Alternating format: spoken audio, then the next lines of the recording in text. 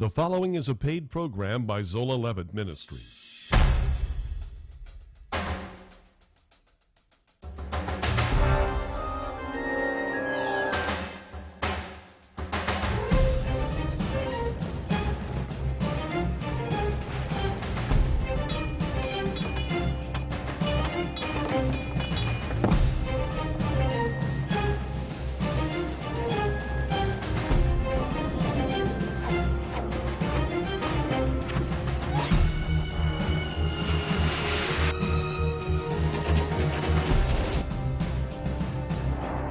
Anger in Gaza, war in Lebanon, rumblings in Iran.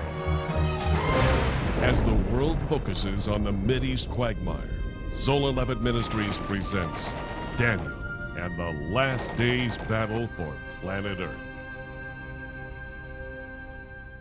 Hearty shalom to all of you. Jeffrey Seif here with my friend Sandra Levitt. Shalom. Welcome to the study of Daniel.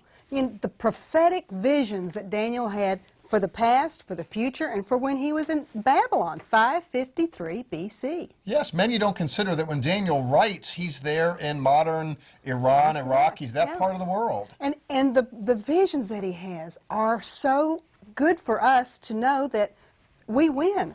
The victory over evil is terrific. There's a battle, and it spills over, and he gets that message from that part of the world. It's interesting. It is interesting. Now, we're interested in the battle. We're interested in the commander of the battle of the wicked forces, as today we consider the Antichrist. This personality goes by different names. Lucifer is a Latin epithet for light bearer because the devil deceives. Satan is a Hebrew verb. It means to accuse. And here we're looking at a beast who tramples up nations as we consider the Antichrist in Daniel and the last day's battle for planet Earth.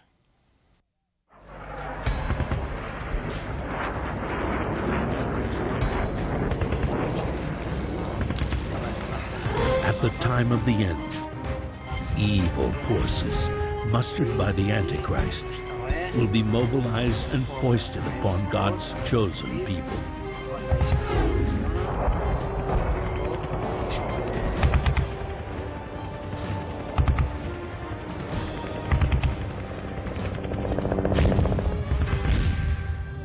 I had the opportunity to witness the evil forces firsthand while visiting the border of Gaza and the shell-shocked town of Sderot.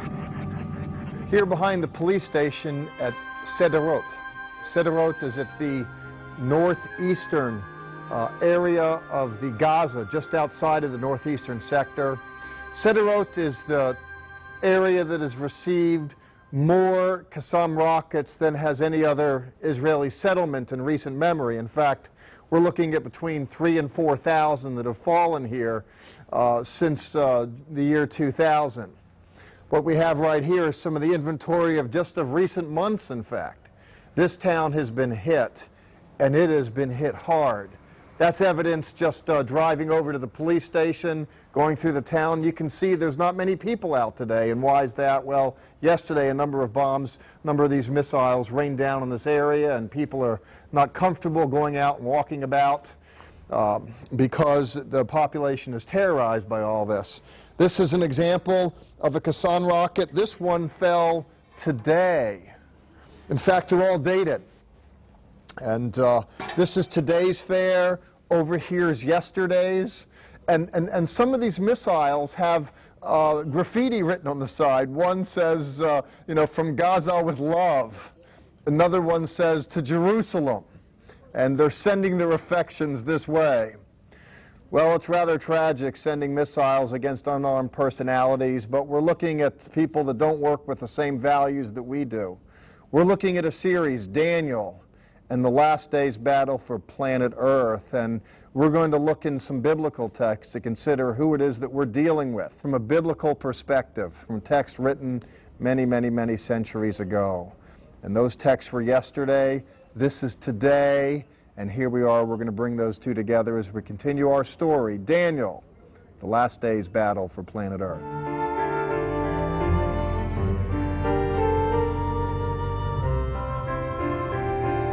It's a few blocks from the police station, and there the bombs fell. While driving to that home, I was reminded of Jesus' words that believers ought to remember the needy, and needy they are, those on the front lines of the battle against good and evil in the Gaza.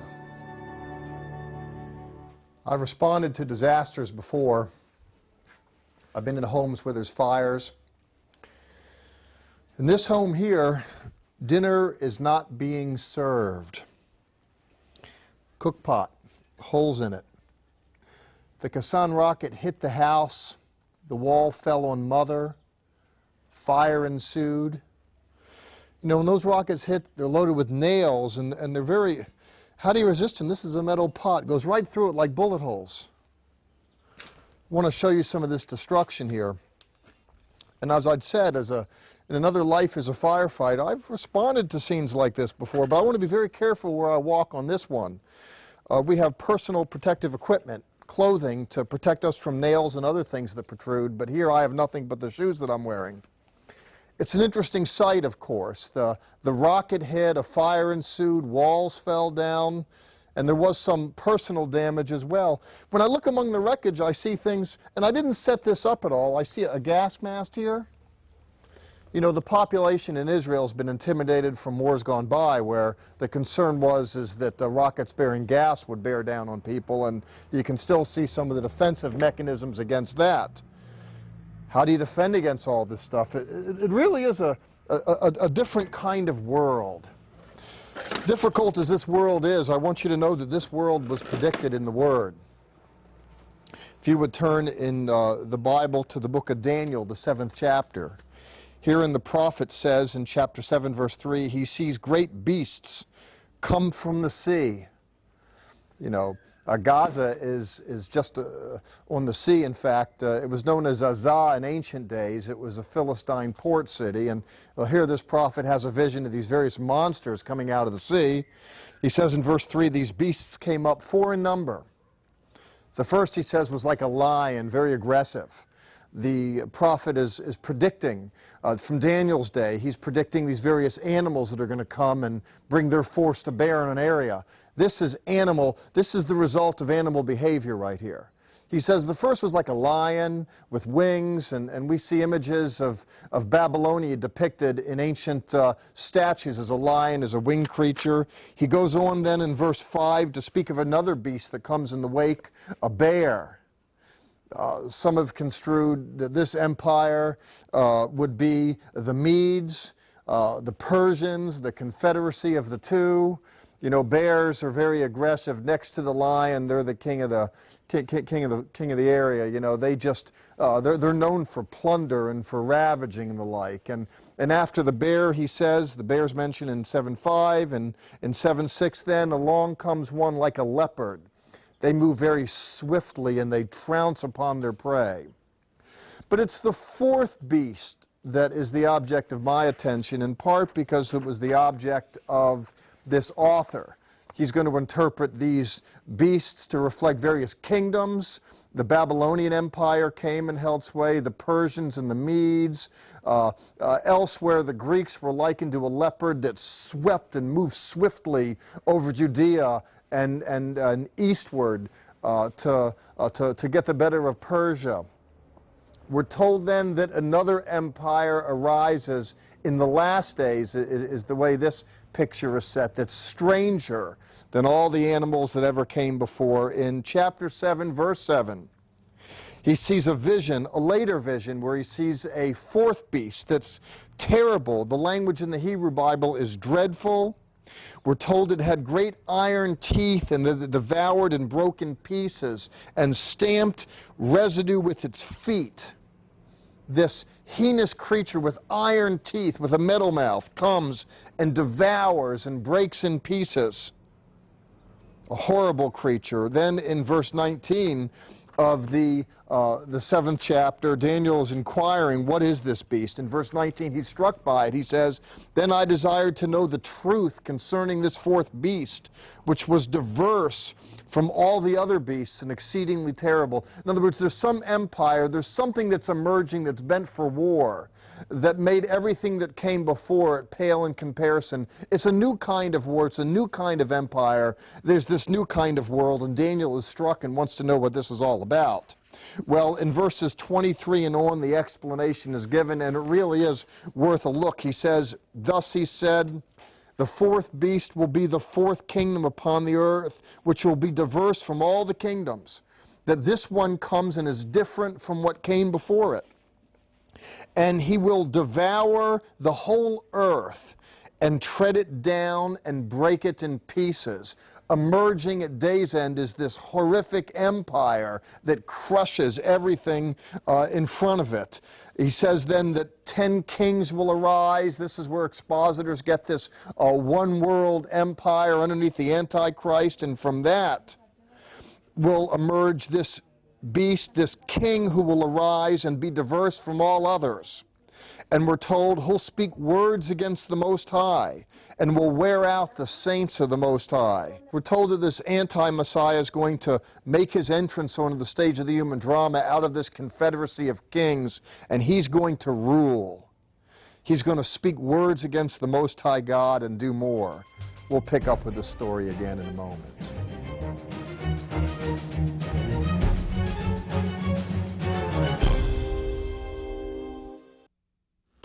Coming to you from the newsroom of www.levitt.com, where we will be looking at the world's news on the one hand and looking at the Word of God on the other, and put the two together and give you commentary on a weekly basis, if not a daily basis, when there's breaking prophetic news in the Middle East. I hope you will make it a habit of referring to www.levitt.com and let us contribute to your understanding of the world that we live in.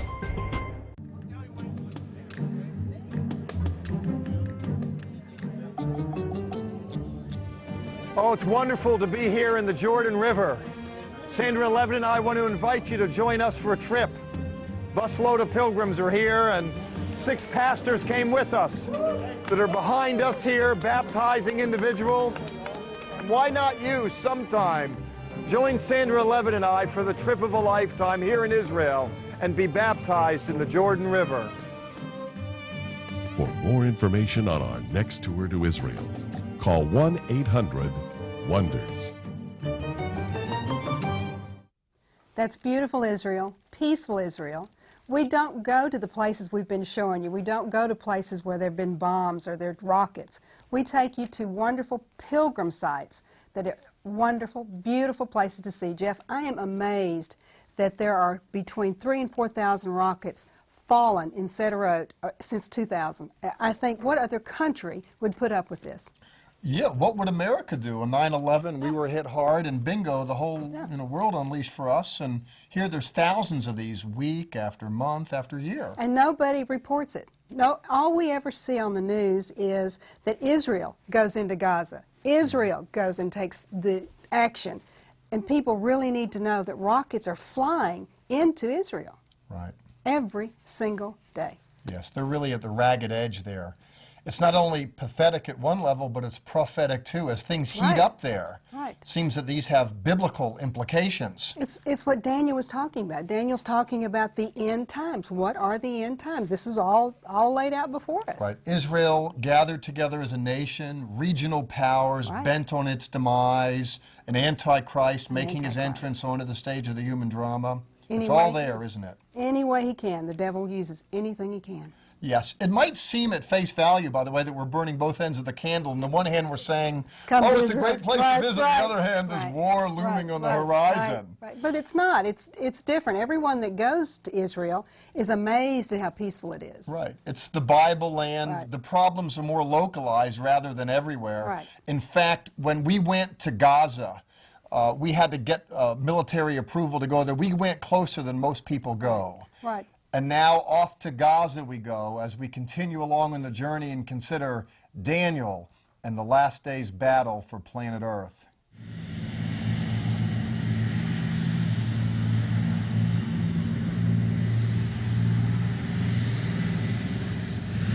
Well, the scripture talks about wars and rumors of wars, and it looks like there's more than a rumor here. Over the hill, I see fire in the Gaza, Bet Hanin. This is the area where thousands of rockets have been lobbed over into this area. We just observed, I know you have with me, a unit of tanks making their way to points unknown to us. I know they know where they're going.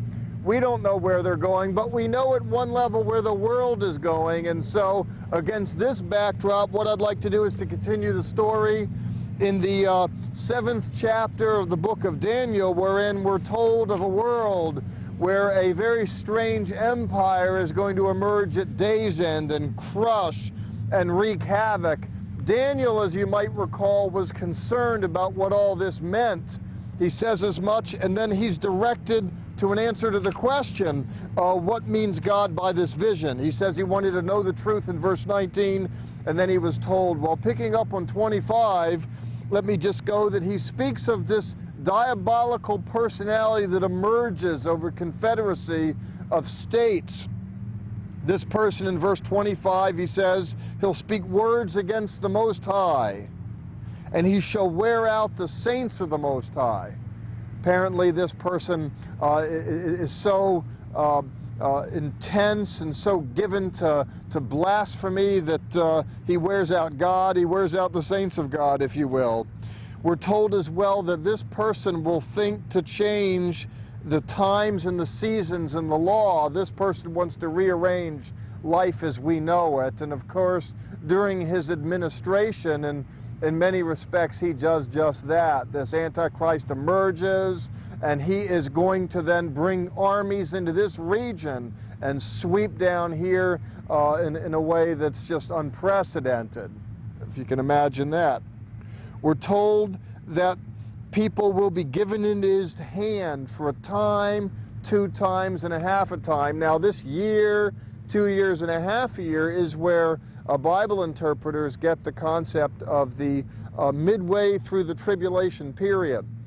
There's this 7-year season when the dog has his day, comes off initially speaking rather smoothly and enticing the world and Israel to a certain extent into a coalition behind him. But then as he emerges, the more so he shows his colors. He claims that he's God, once worshipped. Jews have nothing of it. There's wars, there's angst, and then a variety of forces are mobilized in this region. The argument is that his declaring himself God is done midway through this 7-year tribulation period.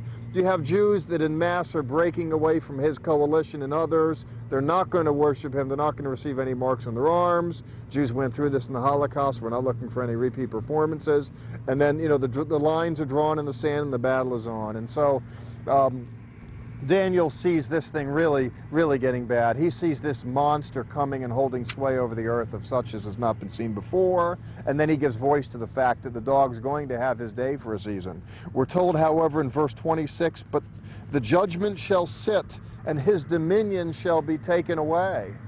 You know, he has his day for a season. Elsewhere in Scripture, we're told that Satan is the ruler of this world. And while that's generally true, it's particularly true in the tribulation period. But it's not going to endure. That's the good news. You know, when you look at Bible prophecy, things sink into this low place, you know, and you know, I mean, here we are right at the border of a world at war. Behind me is the Gaza Strip.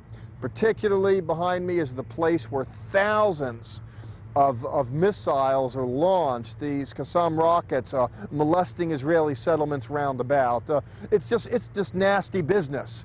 You see, you hear tanks hit the throttle and go off to points unknown. I mean, at one hand, you can say Bible prophecy is a story about a world gone bad, but the good news is that God pulls the rabbit out of the hat. It's bad news at one level, but more importantly, it's good news for modern man, because what happens is hope triumphs over despair, righteousness triumphs over the unrighteous. God has his day, and the devil is taken and thrown into a pit, and we see him no more. We're told here in the text that this Antichrist, that his dominion will be taken away, consumed, and destroyed unto the end. Now that's good news. There is this the ultimate triumph of God in human history, and that's what we're looking for. We're told that the kingdom and the dominion and greatness of the kingdoms under heaven will be given over to the people of the saints of the Most High, and that their kingdom is an everlasting kingdom, and their dominion everlasting.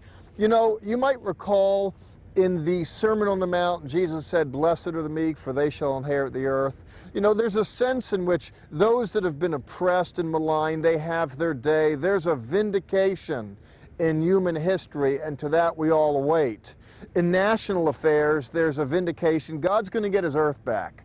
Here we are in Israel proper. Israel's going to get her territories back.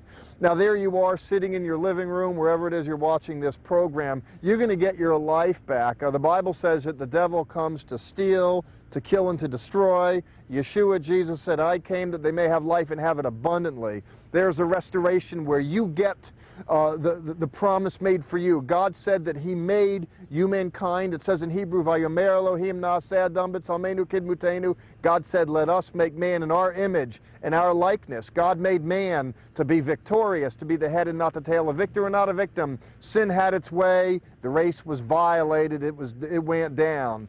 God's going to get you back. If you turn to him, there's a restoration. Israel was given to the Jewish people. Israel gets Israel back. And God gets his planet back. You know, once upon a time, God made man and made man upright and put you mankind here on planet Earth.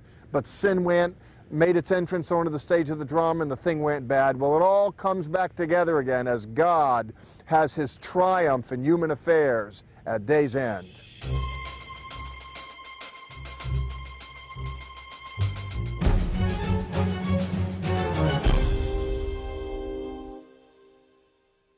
That's Jeff in the Gaza talking about the mark of the beast that people will be required to take, 666 or whatever the mark is done. But the interesting part, Jeff, I think, is that the Jews won't do that again. They've got those tattoos on their arms. They're not going to do that. They do not forget. The mantra for the Holocaust is never again. Never again. And that's what is so important about the Holocaust. We can't forget. These survivors will die out.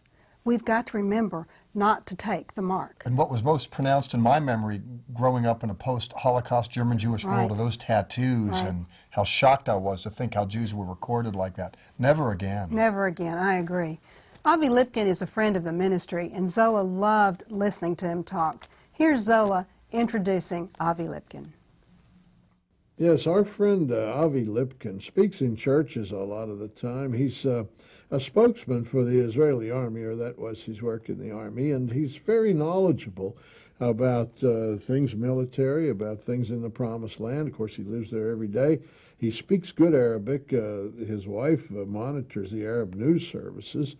She is an Egyptian Jew and speaks perfect Arabic, and he's an interesting fellow to talk to, a lot of perspective. So, of course, we question Avi about being on this subject, the possibilities of an upcoming invasion of Israel.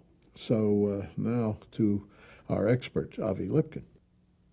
There are two primary ideological and strategic ways of thinking in Israel today, that we are facing a ground war and we are facing a missile war. And of course, missiles don't stop at any borders. But in a ground war, it is usually the ground wars which decide the outcome of any war. And you have to remember that Saddam Hussein occupied Kuwait in 6 hours, but it took the U.S. and the Arab coalition 6 months to expel Saddam Hussein from Kuwait. Another important point that has to be made mention of is the fact that the territories, as Israel knows them today, Judea, Samaria, Gaza, are the size of Kuwait. So theoretically, if you have millions of troops invading on the ground, this area could be taken in 6 hours. So the ground plays a very, very critical role, and whoever holds the ground and whoever has the tanks and the troops, these are the people usually who have the control over the outcome of the war. You have to remember that there are the non-conventional weaponries, such as atomic, biological, and chemical, and especially in the case of atomic weaponries, if you have a missile with multi-warhead capacity, one missile could theoretically take out all of Israel, because Israel is so small. What I think may happen, and again, I pray to God that I'm wrong about war in the Middle East, is that there would be some kind of an escalation that just gets out of control. And this has happened many times here in the Middle East. And we might see, like I said earlier in the program, a simultaneously synchronized attack on Israel from the Arab side. But I, as a believer in God, believe we're going to win. I've heard many, many testimonies from Jewish people in Israel in the 1948 war, in the 56 war, in the 67 war, and even today, where bombs are falling, where rocks are thrown, where bullets are shot, and people are coming out of it in an unbelievable way that it's a terrible thing to say, they shouldn't have come out of it alive, and they came out almost unscathed. And I have no doubt that God is shielding his people under his wings.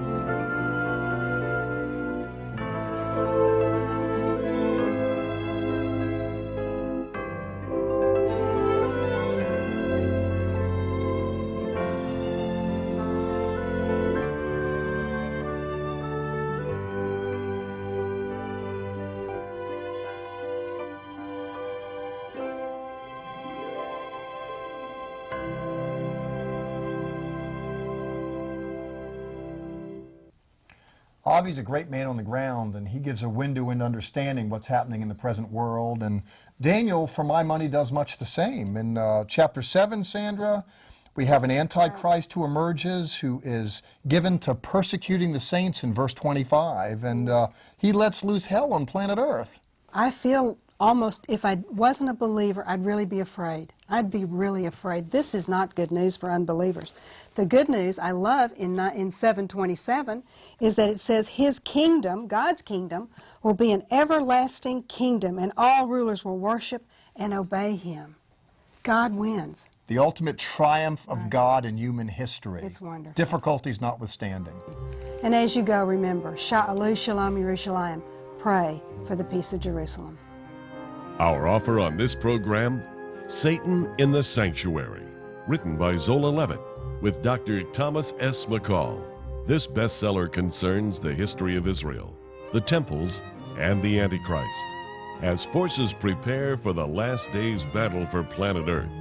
Learn how the leader of the underworld will become Satan in the Sanctuary when he blasphemes during the tribulation period. Ask for the book, Satan in the Sanctuary. And you may also call toll-free for our colorful monthly newsletter, The Levitt Letter. This free publication includes Bible lessons, insightful news commentary, Hebrew lessons, and more. Call 1-800-WONDERS. That's 1-800-966-3377. Or write to Zola, Box 12268, Dallas, Texas 75225. You can also see our Levitt letters, TV programs, and national airing schedule at www.levitt.com. Please remember, Zola Levitt Ministries depends on tax-deductible donations from viewers like you.